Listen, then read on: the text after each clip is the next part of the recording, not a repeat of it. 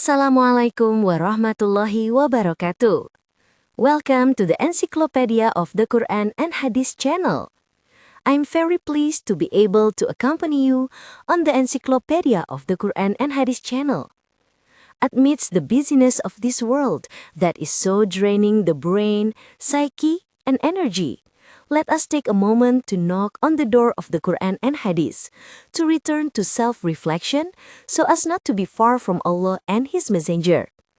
This channel, produced by the Strategic Communication Center or SEC of the Faculty of Communication Sciences, Bandung Islamic University, will greet you in the midst of your busy life.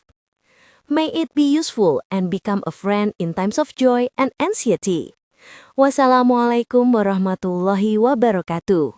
قل هو الله أحد الله الصمد لم يلد ولم يولد ولم يكن له كفوا أحد.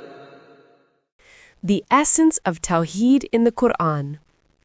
Welcome back to Encyclopedia Qur'an and Hadith, the place where we dive deep into the wisdom of the Qur'an and Hadith. Today, we're going to explore Surah Al-Ikhlas, the 112th chapter of the Qur'an.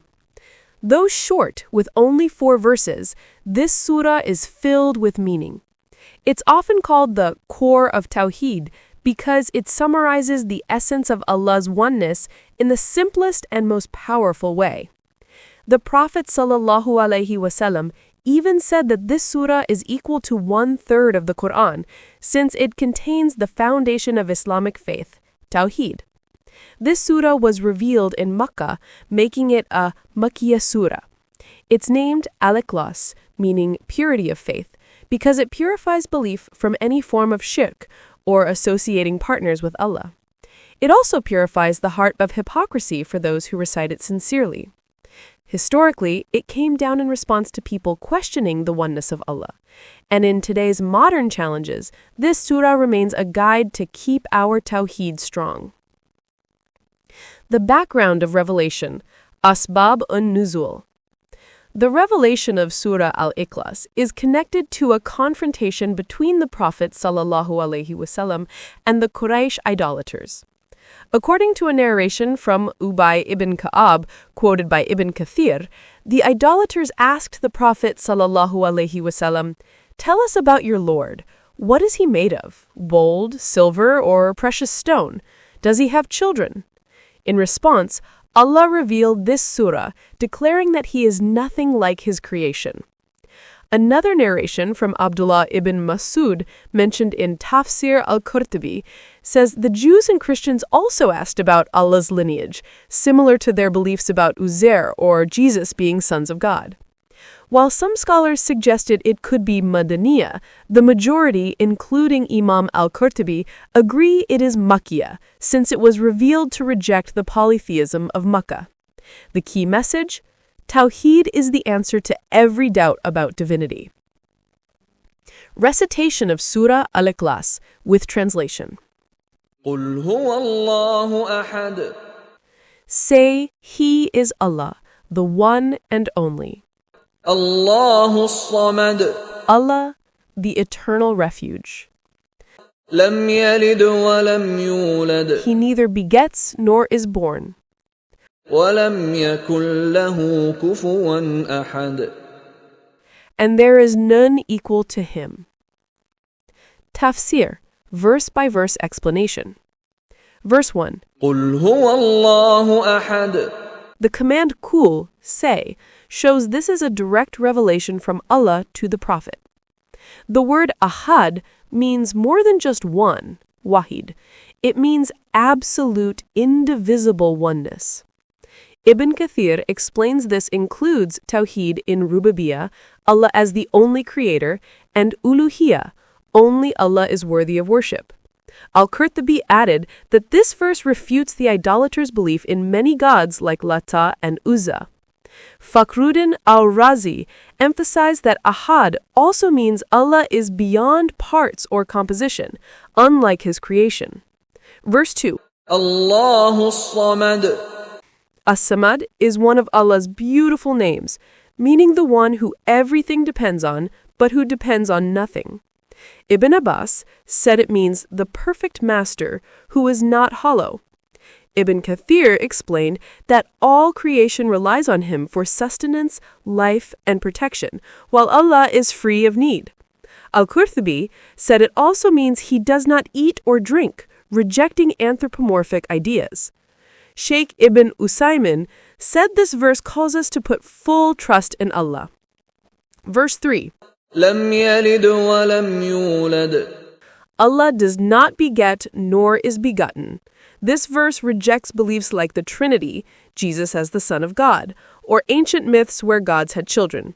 Ibn Kathir said if Allah had a child, he would need a partner, contradicting his perfection. Al-Qurtubi explained that this verse cleanses wrong beliefs, like the Jews claiming Uzair as God's son. Razi pointed out the philosophical angle. Birth implies change and dependence, which cannot apply to the eternal God. Verse 4. ولم يكن له كفوا أحد. No one is equal to Allah in his essence, attributes, or actions. Ibn Kathir explained this denies both tashbih and tatio, denying his attributes. Al-Qurtubi said it also covers Tawheed asma wa sifat, Allah's names and attributes. Ibn Sa'di noted, this verse reminds us to glorify Allah above all creation. Virtues of Surah Al-Ikhlas. This surah has incredible virtues mentioned in authentic hadith.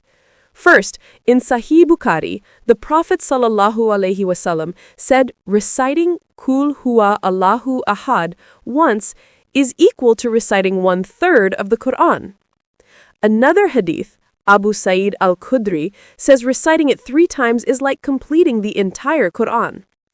In a narration by Imam Ahmad, reciting it during illness before death saves a person from grave punishment and eases their reckoning. The Prophet ﷺ often recited this surah in his night prayers, witr, and sunnah prayers, showing its closeness to Tawheed. Applying Tawheed in daily life. Surah Al-Ikhlas is not just for recitation, it's a life guide. First, purify your intention, Ikhlas.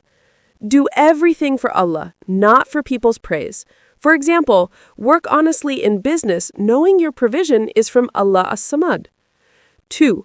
Rely only on Allah. In times of hardship, whether pandemics, financial struggles, or personal challenges, trust Allah instead of relying too much on human strength. 3. Avoid modern forms of shirk. Stay away from horoscopes, fortune tellers, or superstition because these contradict Tawheed. 4. Teach it to children. Introducing this surah early helps build strong faith, protecting them from materialism and doubt. Real-life example. A businessman who works sincerely for Allah's sake will find blessing in his wealth, but someone who mixes faith with shirk may appear successful yet remain restless inside. Conclusion. Surah Al-Ikhlas is the perfect summary of Tawheed, affirming Allah's oneness, self-sufficiency, and perfection. Recite it daily, especially in your prayers, to strengthen your faith and keep your heart pure from shirk. May this reflection deepen our understanding of Tawheed. Don't forget to like, subscribe, and share this channel. Wassalamu alaikum wa rahmatullahi wa barakatuh.